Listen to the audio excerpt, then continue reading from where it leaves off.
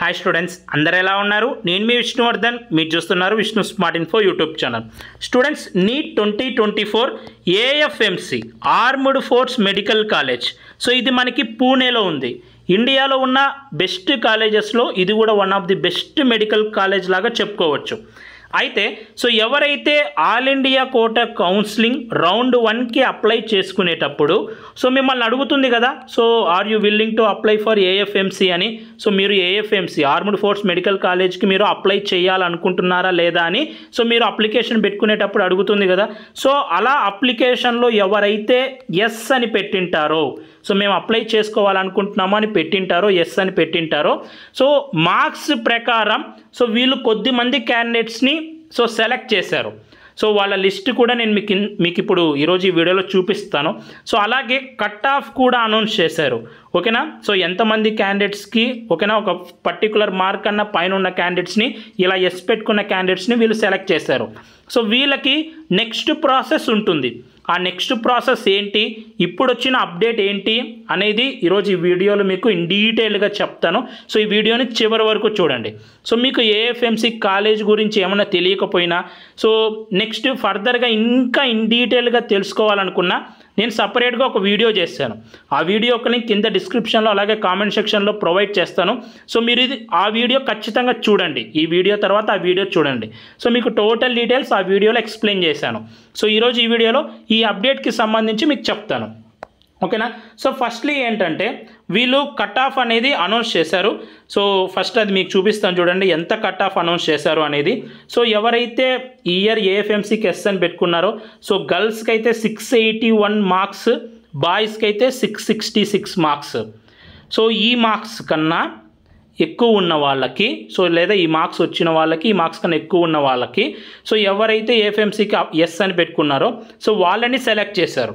So select చేసిన వాళ్ళని 2 బ్యాచెస్లో divide చేశారు. బ్యాచ్ 1 అలాగే బ్యాచ్ 2 అని. సో దీనికి సంబంధించిన పీడిఎఫ్ మీకు కావాలి అనుకుంటే సో ఈ లిస్ట్లో మీ పేరు ఉందో లేదో చెక్ చేసుకోవాలి అనుకుంటే సో మీరు మన టెలిగ్రామ్ గ్రూప్లో జాయిన్ అవ్వండి. అక్కడ నేను ఈ పీడిఎఫ్ అనేది అప్లోడ్ చేస్తాను.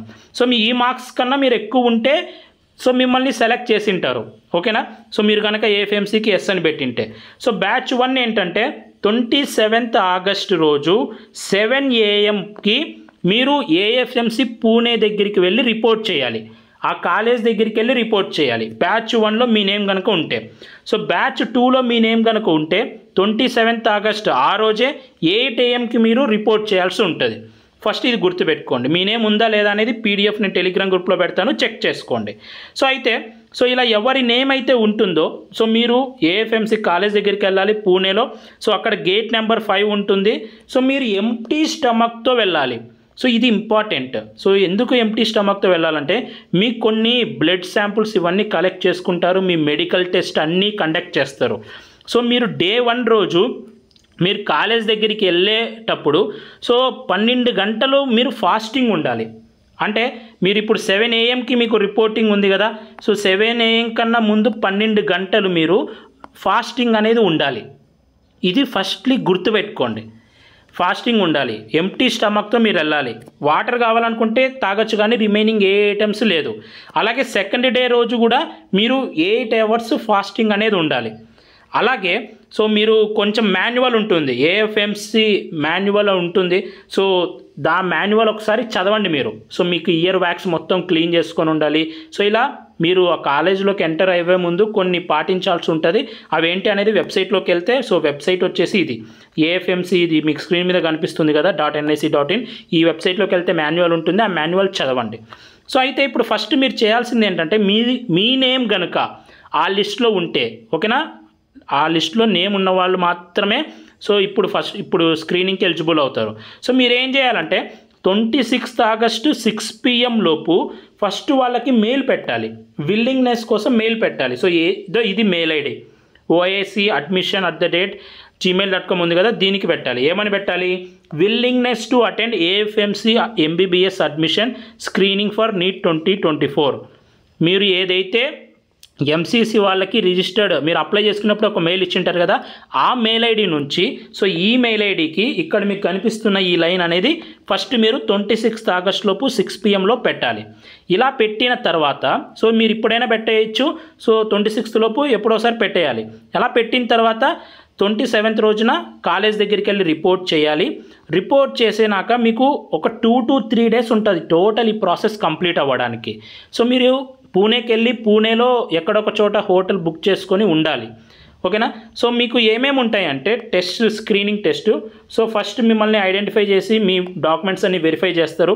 ఆ తర్వాత TOELR, ఓకేనా, test of English language and logical reasoning, ఈ టెస్ట్ అనేది ఉంటుంది. సో ఇది ఎన్ని మార్క్స్కి ఉంటుంది, ప్యాటర్న్ ఏంటి అనేది నేను సపరేట్గా వీడియో చేశాను అన్నాను కదా, అందులో చెప్పాను.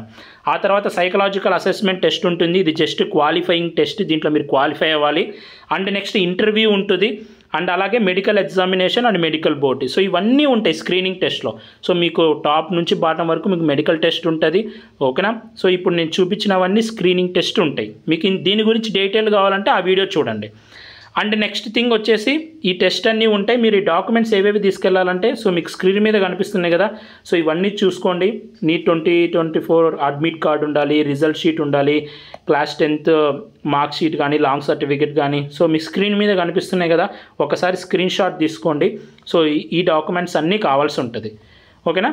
సో ఇది ఏఎఫ్ఎంసీకి సంబంధించి. సో మన ఆంధ్రప్రదేశ్ అండ్ తెలంగాణ నుంచి ఎవరన్నా ఉంటే సో మీకు రియల్లీ దేశానికి సర్వీస్ చేయాలని ఉంటే అండ్ బెస్ట్గా MBBS చేయాలి అని ఉంటే సో మీ నేమ్ కనుక ఈ లిస్ట్లో ఉంటే వెళ్ళండి, పార్టిసిపేట్ చేయండి. సో మీ అందరికీ ఆల్ ది బెస్ట్. సో మీరు ఏఎఫ్ఎంసీ కాలేజ్లో కనుక MBBS చేసిన తర్వాత సో మీకు మళ్ళీ జాబ్ కూడా ఉంటుంది, కమిషన్డ్ ఆఫీసర్ లాగా మీకు జాబ్ కూడా ఇస్తారు. కాబట్టి సో ఇంట్రెస్ట్ ఉన్న వాళ్ళు ఖచ్చితంగా వెళ్ళండి. సో ఇది లేటెస్ట్గా వచ్చిన అప్డేట్. ఈ వీడియో మీ అందరూ నచ్చింది అనుకుంటున్నాను. ఈ వీడియో నచ్చితే లైక్ చేయండి. ఇలాంటి మరెన్నో అప్డేట్స్ మీరు మిస్ అవ్వకూడదు అనుకుంటే మన ఛానల్ని సబ్స్క్రైబ్ చేయండి. Thank you so much for watching. Have a great day.